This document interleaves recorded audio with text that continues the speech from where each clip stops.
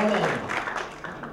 You know, every time I get an opportunity to talk to young people, when I look out on the audience, it just reminds me of how bright my future is, because you look absolutely spectacular. And it is so good to be here this morning. When I think about my life, I originally, and you know, I think about all of the accolades that he was talking about, and I go, who in the world is that?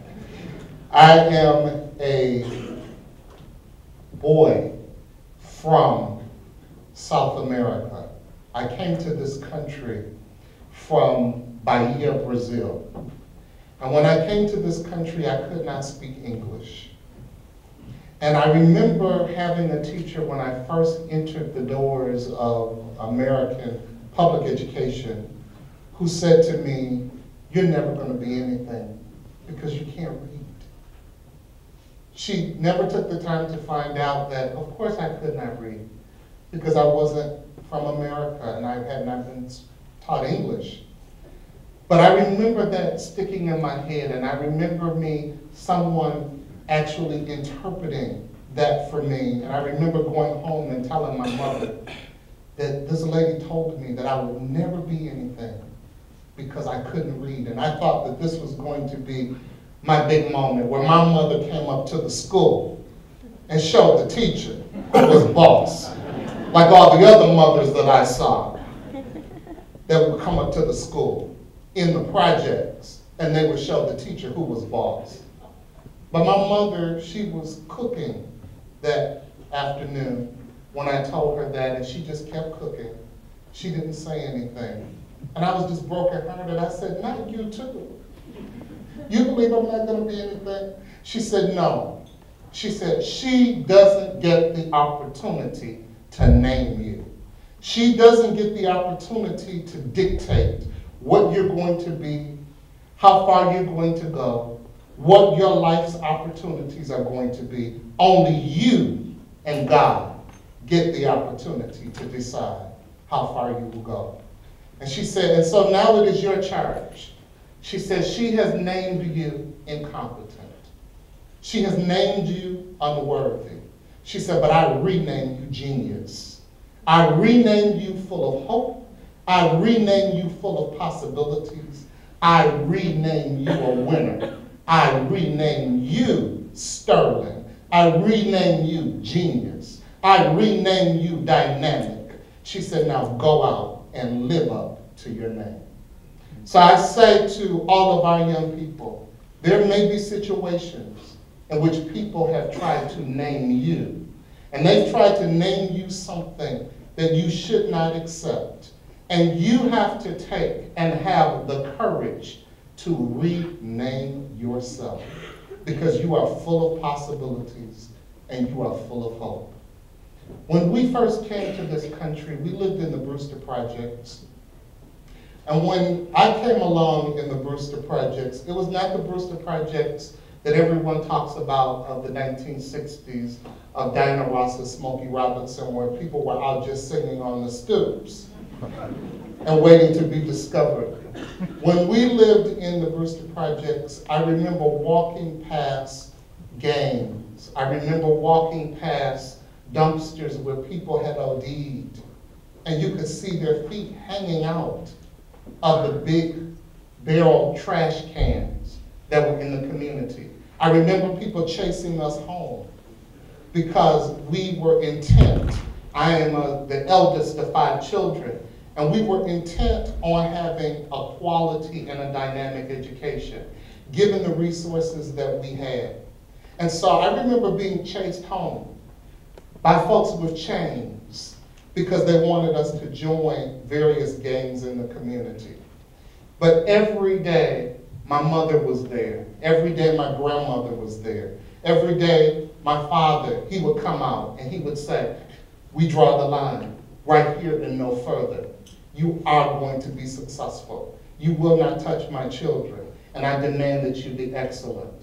I remember coming home and saying to my parents, who I thought at the time, of course, were from a different planet, because I said to them, "I don't have any homework. And my mother said, that is magnificent. So she said, put on your coat. She said, we're going to walk down to the main library on Woodward. And she said, and we're going to find you plenty of things to read. She said, and you're going to have homework. She said, you're going to have homework, as a matter of fact, every night. So I thought that everyone in the projects, when the street lights came on, that they actually sat at their dining room table and they read Shakespeare. And they read I Know Why the Cage Bird Sings. And they read Nikki Giovanni. I thought this was happening in all of the houses in the projects.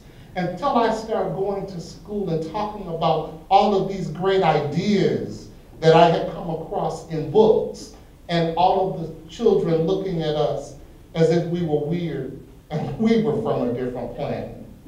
But I've learned there, one of the things that I learned from growing up in the projects is that no one determines your excellence. Your excellence is not determined by anyone else. You can be excellent in the belly of hell if that's what you choose to do. And very oftentimes when I hear teachers say to me, oh, well, you don't know, the students, they've come from this, and their parents don't do this, and their father is absent, their father is in prison, oh, their mother was on crack. And I say to them, what does that have to do with your excellence? What does it have to do with your excellence? Circumstances around you don't determine your excellence. And wherever you are, I charge you to be the city that sits upon a hill that cannot be hid. Don't go and take your light and put it underneath a bushel because you want to fit in with someone else and you want other people's approval. You can be dynamic no matter where you are. I started this journey long ago, and when I first decided that I was going to be a teacher, it was from this phenomenal group of educators that I had come in contact with. I had 5 dynamic teachers in my 7th grade year. They all had marched with Dr. King. They all saw teaching as their calling. They all felt as if we represented them no matter where we went in the building. And I then determined that I would make as the argument that teaching is much more than just content. But they taught us character. They said that you must keep your mouth closed while you're in the hallway. This is the way that we want you to head the paper. When I would say, well, Mr. Brown told me to do such and such, the next one would say, oh no, Mr. Brown didn't tell you that. I know he didn't tell you that. They would say, well, I would say, well, Miss Riley said to do such and such. I'd say, oh no, I know Miss Riley didn't tell you that. She couldn't have told you that.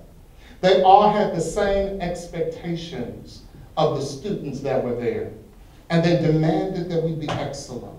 And what I saw during my 7th grade year are a group of adults where one person can make a difference. But oh my God, 5 can change the world.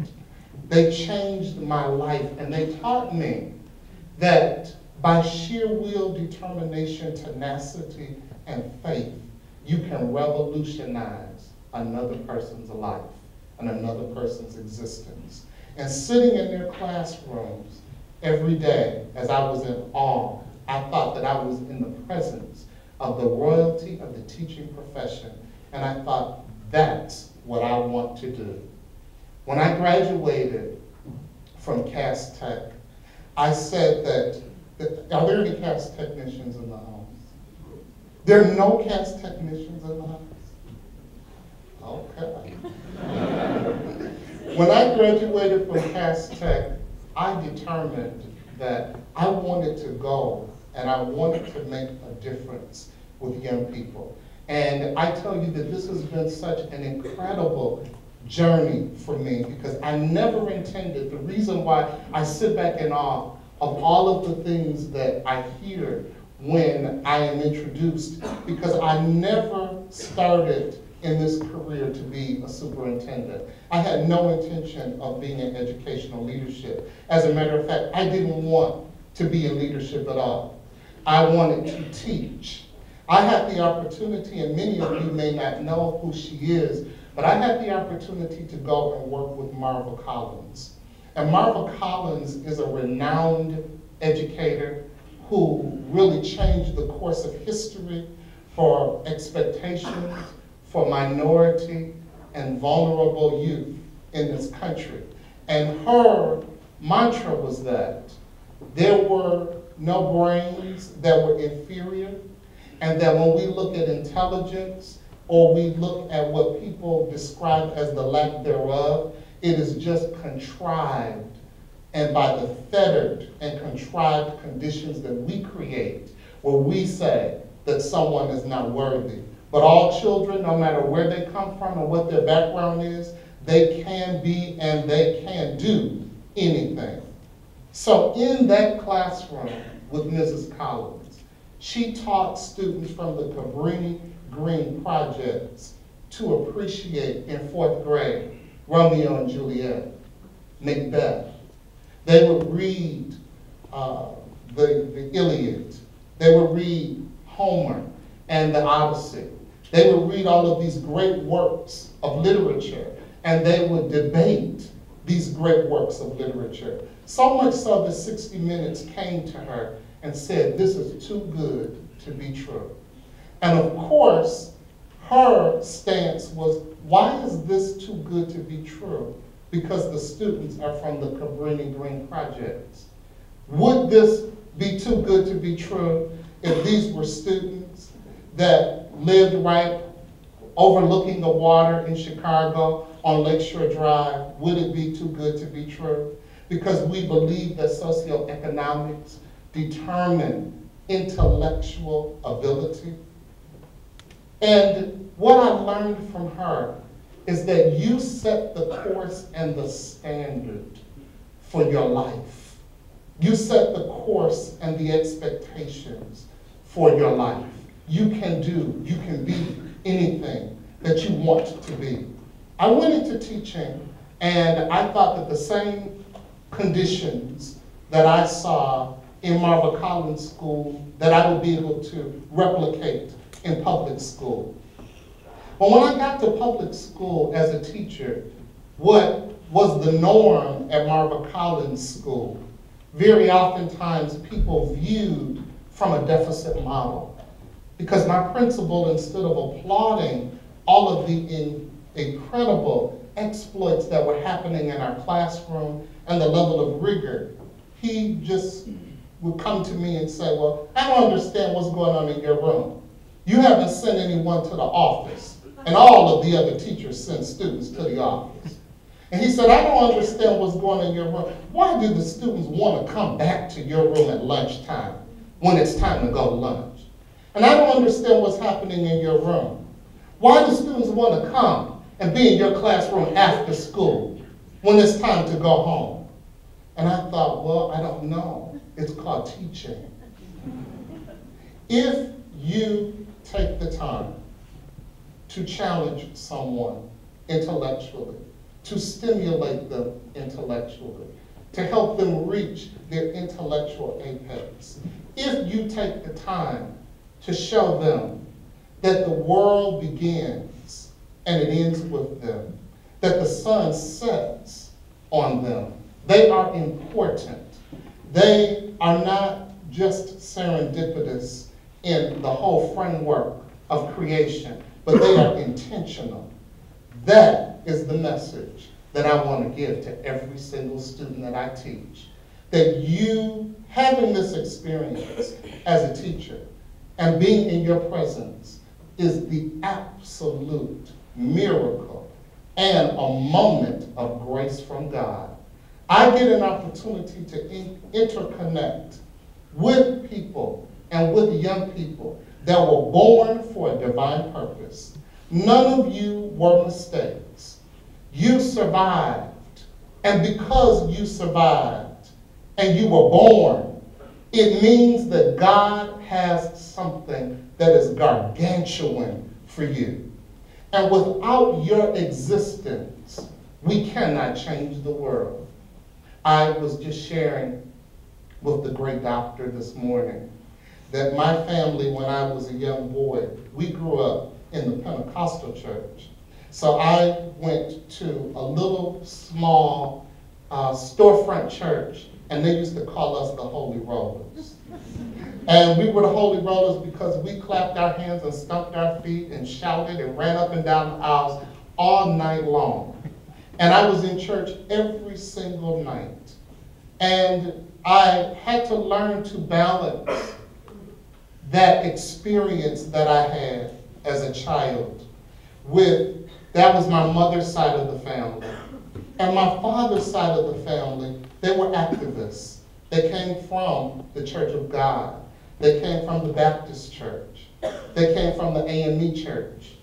And the most important thing to them was living out your Christian walk so that you change the world.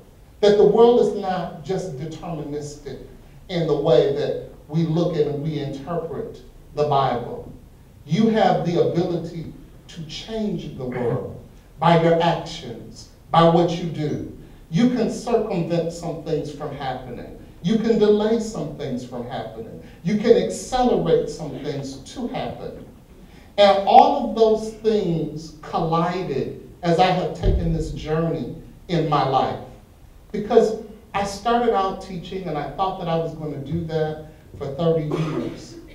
And students were so successful in my classroom that the superintendent came to my room and said, I just don't get it. I don't understand. They even came in while we were testing because they thought that somehow I must be giving the answers to the students. And they came in while we were testing, and I said, no, you test them. I'm going to go out. I'm going to have tea. You test them. They're going to be able to do it, and they will stand up and they will rival anyone. And so they found that to be true. And my superintendent then said to me, I want you to become an assistant principal. I want you to show other staff how to replicate many of the things that you are doing in your classroom. And I said, no, thank you. I said, oh, that's so nice. That's so kind of you. I said, I really don't want to do that. Assistant principals do lunch duty. They do discipline all day. I said, I don't want to do that. I said, thank you so much. I said, I know my place. I'm called to be a teacher. And one day she called me over to a school, and she said, this is just a mock interview. Just share with the committee what you would do if you had the job.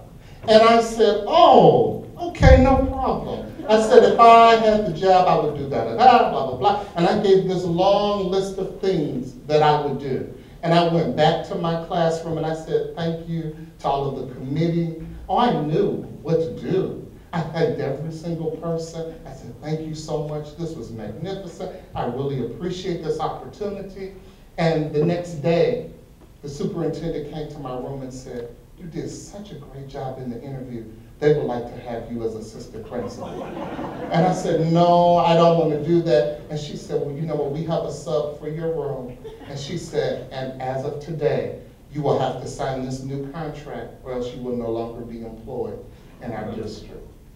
So I signed a new contract. And I went to the school, and it was a school of a lot of well-meaning people, and there were a lot of people that wanted to make a difference, and they wanted change, but everyone was involved in the game of blame.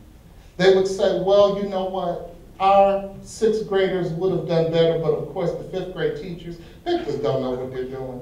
They don't have a clue about what to do. And the fifth grade teachers would say, well, you know what, they came to me ill-equipped, because I thought that the fourth grade teachers really knew what was going on and they knew what they had to teach, but they sent these students to me ill-equipped. And the fourth grade teachers would say, you know what, they can't blame us because it's those third grade teachers. that sent us these students ill-equipped, and we're not going to be able to make a difference with them. I can only do so much. I can do the best that I can. And then the third grade teachers, after talking with the second grade teachers said that it was the first grade teachers, and the first grade teachers said it was the kindergarten teachers, and the kindergarten teachers said it was the parents. And I thought, if this is what our young people will have to endure, there is no hope. And we embarked upon a journey to change the culture of our school. That same school where everyone played the blame game.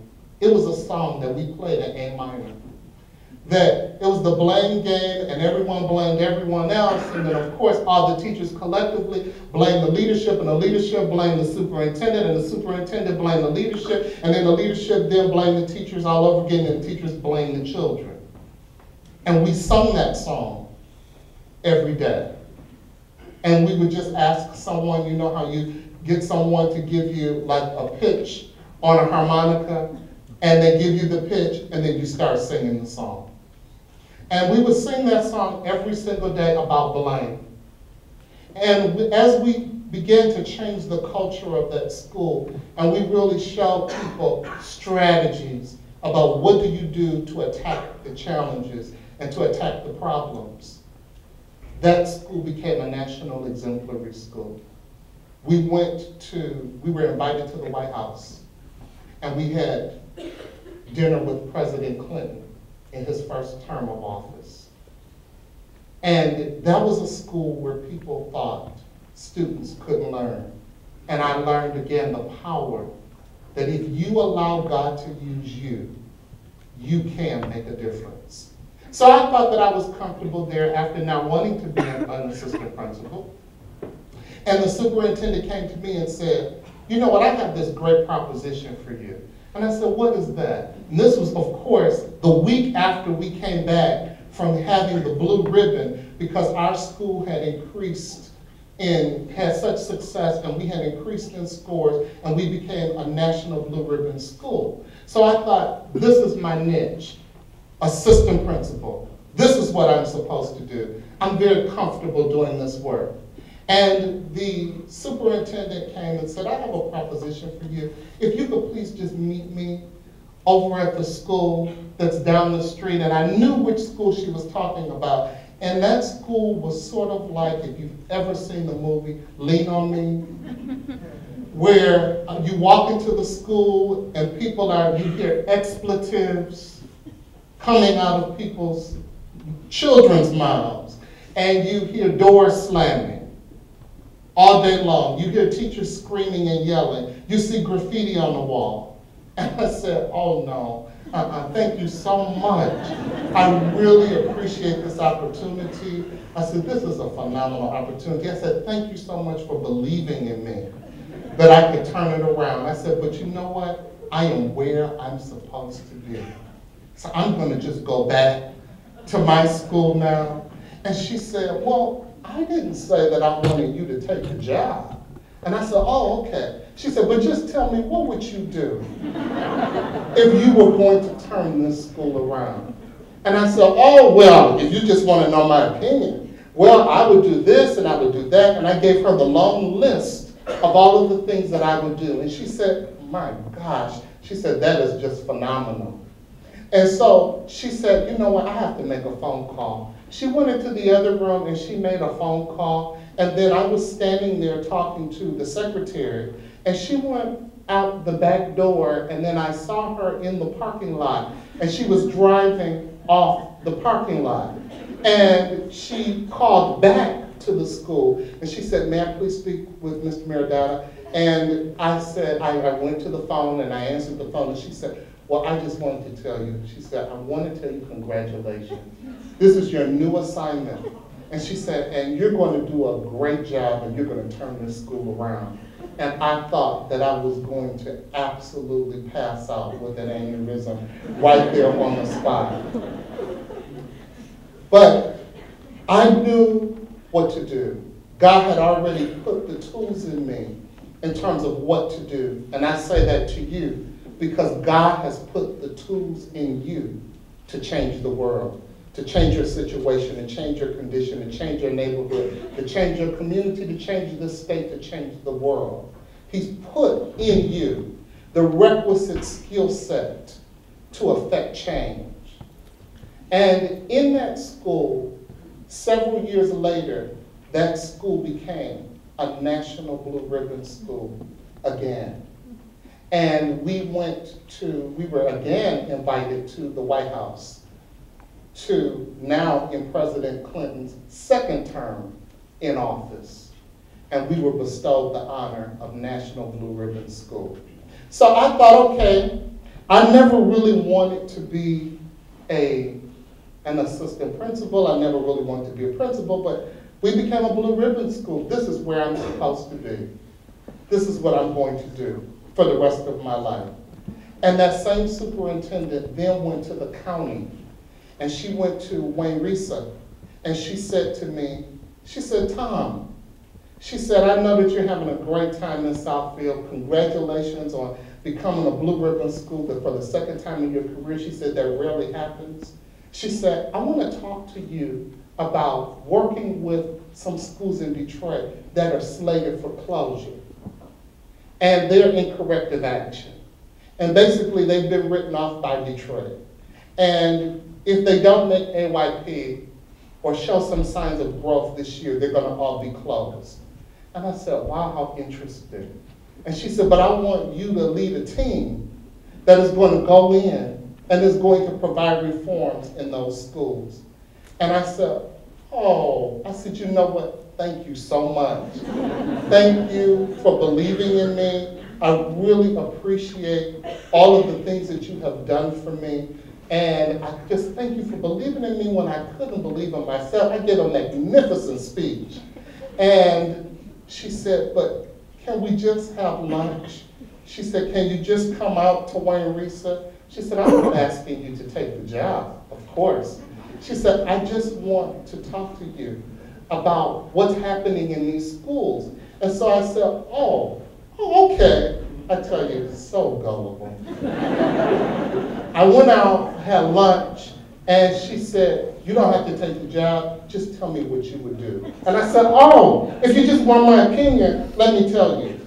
First, if we're going to turn these schools around, we have to start here. Then we have to do this. Then we have to do that. And I just went down a long list of maybe 20 things that we had to do and that we could put in place and how we could bring the schools together and the professional development that we could use to close the gap, so on and so forth. And she said, oh my God, that is just magnificent. Well, you know the rest. Before I left the office, I had signed a contract to go to Wayne Risa.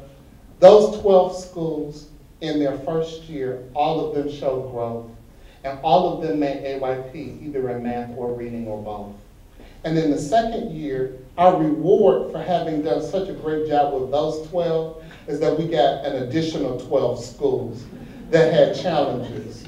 Well, one of the schools became the most improved schools in the state.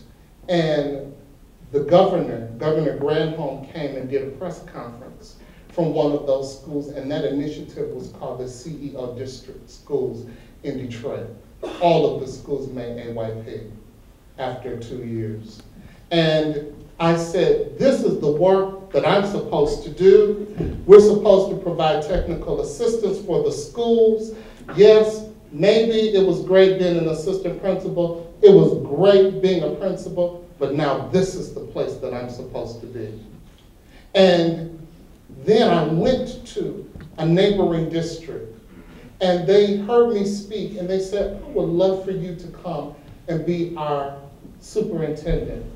And I said, oh, no, no, thank you. I have found the work that I'm supposed to do in my life. And I went there, and I saw students that were, I really saw intellectual genocide being committed in that district. And we are shaken by genocide that we see in the Sudan. But we're not shaken by intellectual genocide, where kids have no hope, There's no one to push them and to tell them that they can be great, they can be dynamic, they can be more. And after saying no to that opportunity, of course, I became the superintendent of Inkster Public Schools. We had the incredible opportunity during that span of time to start an early college program. We sent students to Paris and to London. We sent them to Johns Hopkins University Medical Center to shadow doctors. We sent them to Meharry Medical Center to shadow doctors. We flew them down to the opening of The Color Purple on Broadway, because I believe that your brain and your mind is only as expansive as your experiences. And then when the Pontiac opportunity came, someone came to me and said, all of the work that you have done there, you're the superintendent of the year, you're just the man that we need for Pontiac. And I said, oh no, No, I found the work that I'm supposed to do. I'm supposed to be an Inkster, and you know the rest. I say to you that this is an incredible journey. You have the skill set that you need to change the world. One person. Stop believing that you and God are not a majority. I want to close by telling the story, and many of you may have seen it on YouTube. It's the story about a group of water buffaloes. And I love this story because it actually touched my heart when I saw it, because I think that it has so many ramifications for real life. There were a family of water buffaloes, a mom, a dad, a young baby water buffalo. And they could hear rumblings in the forest. And those rumblings, they perceived to be danger, because you can see in the video how they just start to run. And they are, just coming across like this pond initially, and then through a lake. And they are just casually going across, and then all of a sudden they start running. Well, the baby water buffalo cannot keep up with the two adults that are in front of them. And initially, the baby's leg gets trapped because there is an alligator that starts to bite at his leg. And then behind him, there are a group of lions.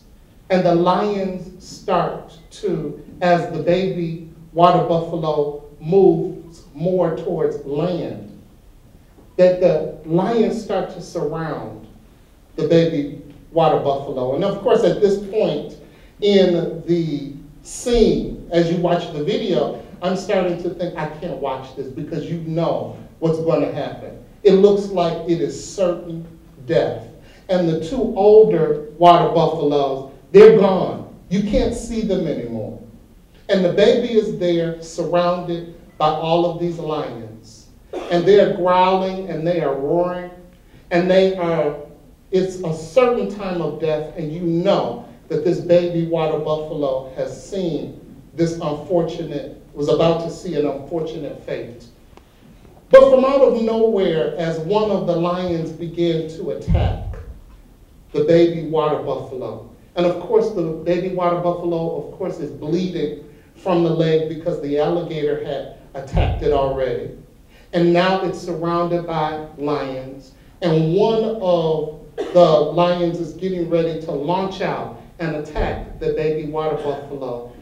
In steps a group of water buffaloes that come to say, we are not taking this sitting down. They come in, and one of the big water buffaloes with his horns, he starts to attack one of the lions. The lion then attacks him, and then the other water buffaloes jump in, and they attack the other lions. And eventually, the baby water buffalo, who we all thought had a certain fate of death is saved. The baby water buffalo is bleeding. The baby water buffalo is shaken. But the baby water buffalo is not destroyed. I say to you, that is our analogy for life. You have a responsibility to be just like the pack of water buffaloes who did not allow that baby who had a certain fate of death to be destroyed.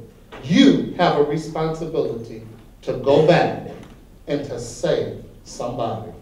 And if you happen to be the baby water buffalo, sometimes you can be beaten down by life. Sometimes you can be attacked. Sometimes you can be pronounced to have a certain fate of doom. And there may have been someone in your life, and there may have been circumstances in your life where someone told you you weren't going to do it, you couldn't make it, you couldn't change the world, you don't have the ability.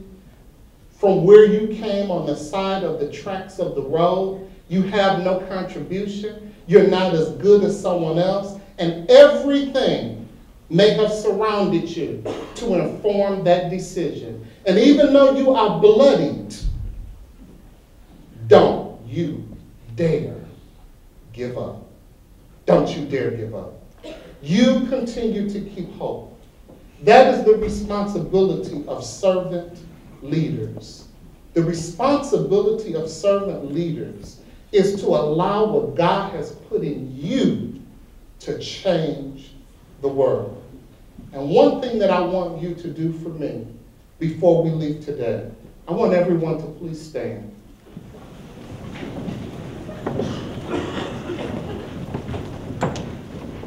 And I want you to make this proclamation over your life. And we're going to start almost at a whisper. Because I want you to do this with me. I want you to say, with these hands. With these hands. With these hands. And with this mind. With this mind. And with this heart. And with this heart. I can do anything. Now I want you to be a little louder. I want you to say, with these hands. With these hands. With this mind. With this mind. With this heart. With this heart. I can do anything. Now I want you to make this roof just blast off. I want you to say that with these hands, with these hands, with this heart, with this heart, with this mind, with this mind, I can do anything, anything, anything